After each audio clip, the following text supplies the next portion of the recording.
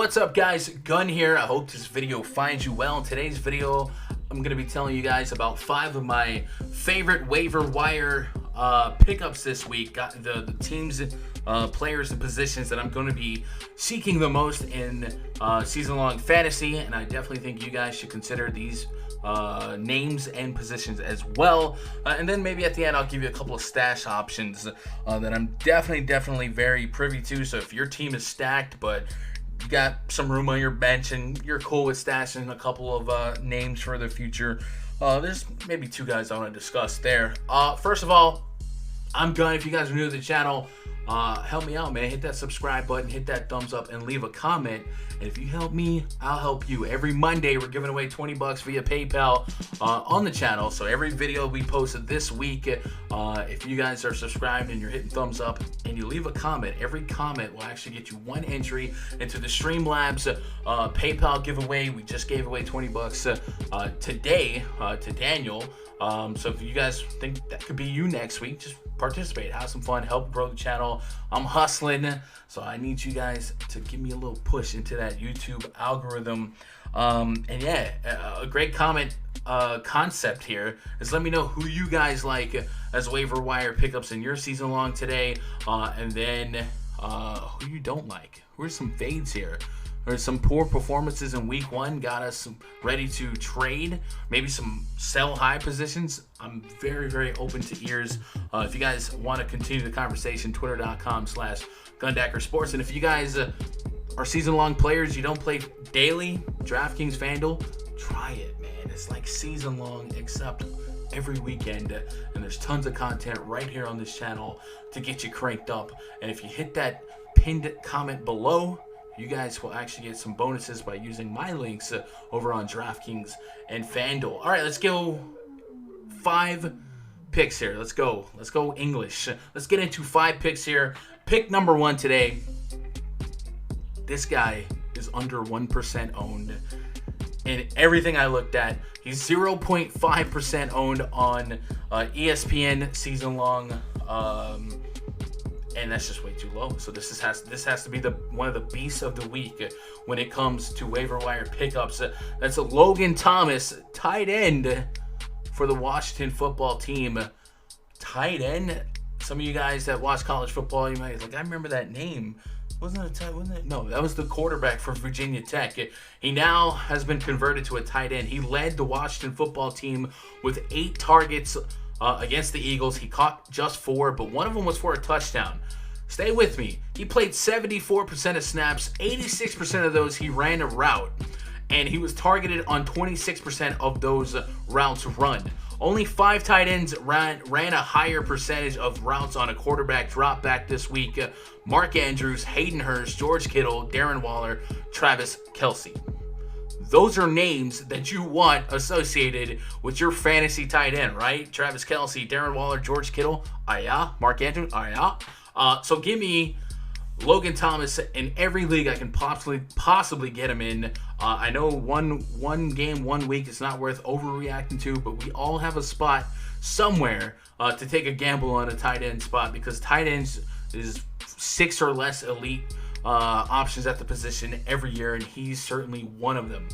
0.5%, like I said, like 99.5% of you have an opportunity to go out there and get him, and I do think he's one of the more low-key options because more people will be trying to chase the Nyheim Hines, who I'm going to bring up next, and other potential pickups. James Conner got injured last night, so people might be looking for his backup and so on and so forth. So I love getting Logan Thomas here, and you might not even have to use your first, like your actual waiver on him if you grade somebody higher, and then maybe right after waivers go through Wednesday, you might be able to get him off of the waivers for free, right?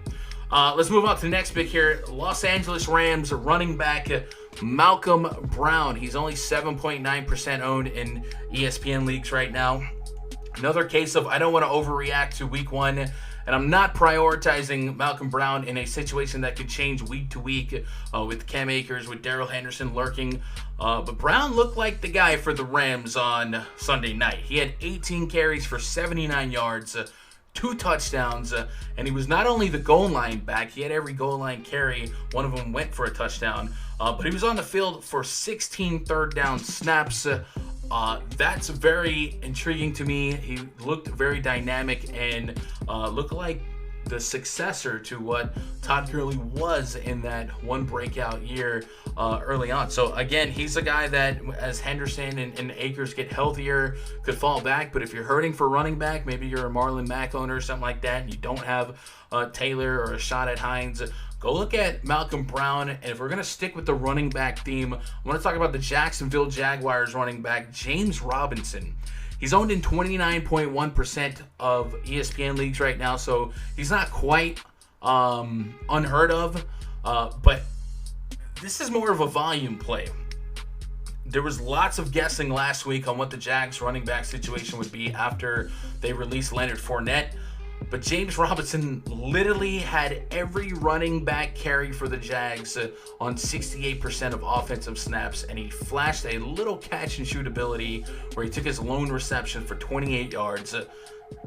Doesn't have an overly appealing matchup this week against the Titans, but in the coming weeks, the Jags face the Dolphins, Bengals, and Texans. So again, if your running back's a little bit thin right now, this guy got all of the work for the Jaguars, and Jaguars stunned the Colts last week. Maybe they keep surprising people. Absolutely worth having stashed, at least, if nothing else, as a potential workhorse back going forward. I mentioned Nyheim Hines a little bit earlier. I think this would be like the chalky waiver wire pickup. Jonathan Taylor's already owned in like 90+% of leagues. Everyone drafted Taylor, rightfully so. We expect Taylor to be the starter now that Marlon Mack went down. But Nyheim Hines is set up to be the change of pace back at worst, and he could hot hand his way to PPR-worthy flex starts. He played over half the offensive snaps for the Colts, and he caught all 8 of his targets for 45 yards. 45 yards, not a whole lot of yardage on 8 targets, but that's Phillip Rivers football, right? Danny Woodhead, Austin Eckler, like he likes to check down to his change of pace backs, and I think that's where Nyheim Hines can really sneak up on a lot of fantasy rosters that are PPR, right? And then he's probably just worth having as like high floor flex guy if something, God forbid, happened to Jonathan Taylor. If Taylor had to miss a game or two due to injury or something worse, Hines would be the next man up. And like I said last week, before Mac went down, he was looking good for fantasy. Not picking him up for 20 carries. I think Taylor's that guy. And Taylor did have targets last week. I think he had like 6 catches or something like that. But I just think for fantasy, especially for PPR, Nyheim Hines is probably somebody that should be 90+% owned after waivers. And with 65% of leagues currently not contracted to Hines on a team, I think we have to include him this week in the waiver wire pickups. And then lastly, as far as prioritized pickups, let's think about the Rams defense, right? Only owned in 13.2% of leagues. It could be a combination of one game sample size versus rusty players. But after halftime adjustments, Brandon Staley's defense held the dynamic Cowboys offense to just a field goal in the second half. Aaron Donald looked like a monster given that Dallas Cowboys O-line fits. They picked up Jalen Ramsey. The next 4 games for the Rams are the Eagles, who let the Redskins defense shine for fantasy in week 1, the Bills, the Giants, and the Redskins. Certainly a range of outcomes for them to be above average. Giants had a tough night against the Steelers on Monday Night Football. Redskins, the jury's still out. The Bills, I think, are just going to be a hard to guard. I want to say hard to guard. Josh Allen can do his thing and take off, and Stephon Diggs and John Brown, and they're all looking like tough guys to contain. But there's enough soft matchups in the next 5 weeks that I think the Rams are worth having after seeing what they were able to do against the Cowboys. Because Ezekiel Elliott and one of the best receiving cores in football with Amari Cooper, Gallup, CeeDee Lamb, it's worth having more ownership than 13% of leagues for me. So those are the 5 picks that I'm really prioritizing this week. A couple of floaters, a couple of names I'm keeping in mind. Number 1 is going to be Paris Campbell. He tied for the lead in targets for the Colts. I think he led the Colts in snaps, so I like seeing that. He's a talented guy. Hasn't really had a serviceable quarterback, arguably, until now. He's going to be opposite T.Y. Hilton, so that's always good. Defense focus on T.Y. Hilton. Campbell can pick up the scraps.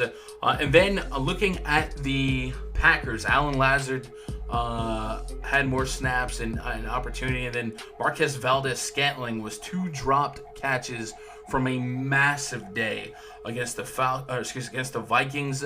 MVS only played something like 50% of snaps, but he actually ran the fastest speed clocked by any receiver on the weekend. And we know Aaron Rodgers loves having 1, 2, 3, 4 bomb plays a game. That play action look deep.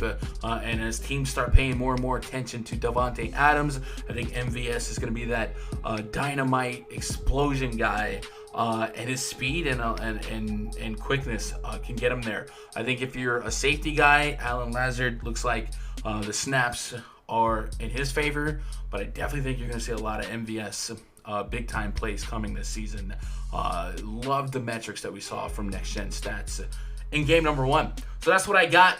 Let me know what you guys are thinking in the comments below. Do you like these kind of videos? We'll keep doing them next week if you're interested. And maybe we'll do some more season-long content like fades and trades and stuff like that.